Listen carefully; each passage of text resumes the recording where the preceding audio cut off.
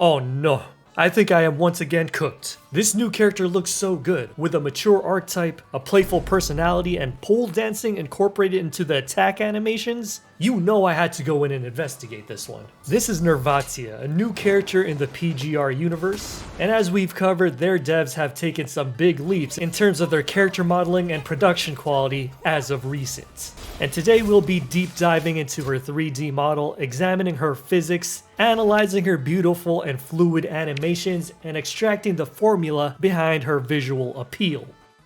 I will grant you just one wish. Her alluring femme fatale style kind of makes her PGR's equivalent of Cantarella. Sexy, but composed at the same time. This archetype, scientifically known as the Seductivus calciumus canonicus, usually features sharper and narrower eyes, with the lids partially closed in a neutral state, along with accentuated lashes, in contrast to the wide-eyed and exposed iris of cute characters. Toss in a sly smirk and a touch of that lipstick to complete that mature and inviting look.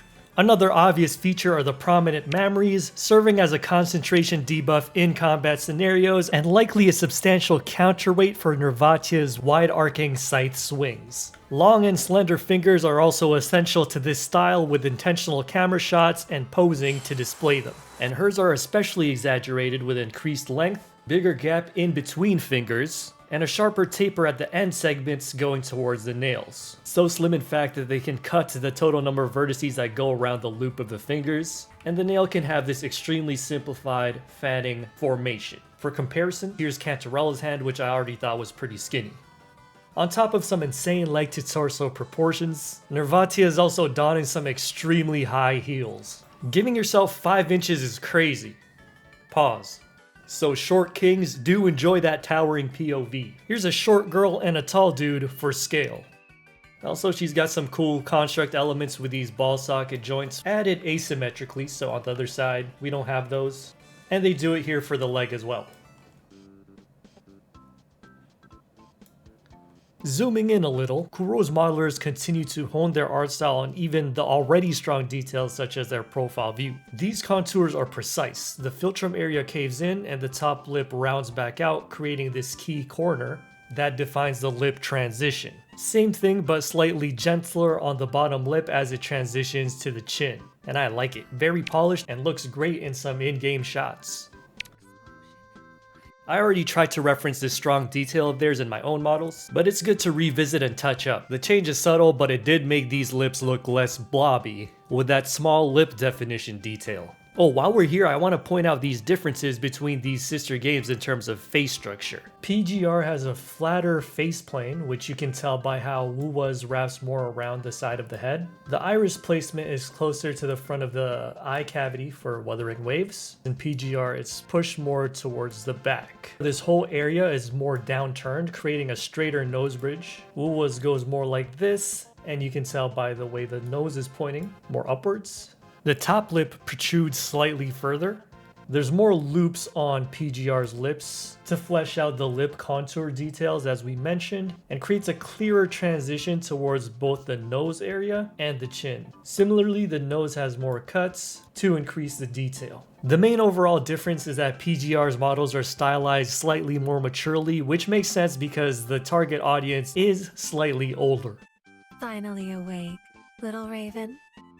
Now let's move on to one of my favorite aspects about Nirvatia, her animations. As a part of the increased effort budget, she's sporting not only one or two, but multiple special animations sprinkled throughout her kit. And these special animations have become somewhat of a staple in present-day 3D anime games to showcase characters' style and personality. The first one that we'll show employs the modernized cool guys don't look at explosions formula, which goes a little something like this. First, the attack. Usually a powerful combo, but the final impact is delayed. Then the close-up. A pause to zoom in on the character who is angled towards the camera, facing away from the opponent, which I like to refer to as the farming shot. Like yes, we see the fit. Followed by the explosion, where the attack finally detonates and the character performs a small action during the exact time of the impact. And finally, we have to show them in that unbothered phase where as the explosion is happening, the character is still turned away, demonstrating how clearly unfazed they are by the situation. So in real time, here's the attack, here's the close-up, then the explosion, and the light recovery zooming back to the normal camera position. I need to put you under protective custody. Let's also take a second to applaud the well-crafted jiggle physics during this animation. Considering the size of those jugs, that's relatively tame. And as a part of my ongoing research, I'm gonna conduct a very approximate volume estimation, as well as standardized jiggle testing procedures. This specific Blender and Wiggle plugin version are still my go-to for quick and easy jiggle testing.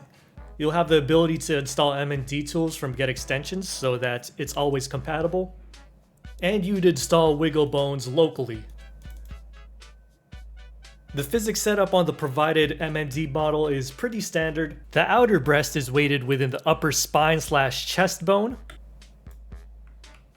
And we've got a 2-bone boxer setup with the remaining weight distributed onto the upright bone. And that's the one we would select in pose mode. You can search here for wiggle. Make sure wiggle scene and wiggle bone are turned on for these 2 upright bones.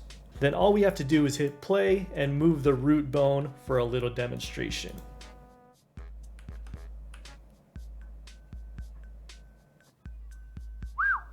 And of course, the physics values would be tuned to maintain control while working with different animations and baked before being implemented in the actual game to keep things contained in the actual gameplay. Meow, meow, meow, meow.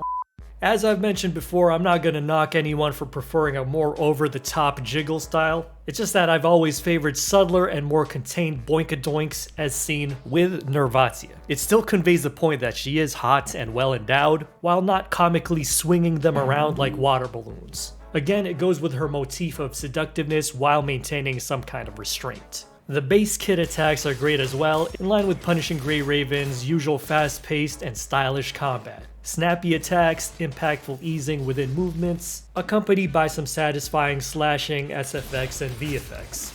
The VFX includes raven feather particles, the common saucer-like shape for the basic slashes and the spinning motions of the scythe, straights for the dashes and the impacts of the cuts, and to add some variety, they also incorporate this hook-shaped slash which helps with reading the specific path of the attack, and it's a very nice touch. And although the attacks come out fast, the sequences are still fleshed out as they wonderfully blend the recovery of the previous action into the wind-up for the next one, keeping the motion flowing yet powerful. Those transition points between sharp attacks are perfect for her graceful pole moves and create a nice contrast. And they also serve well to end the sequence.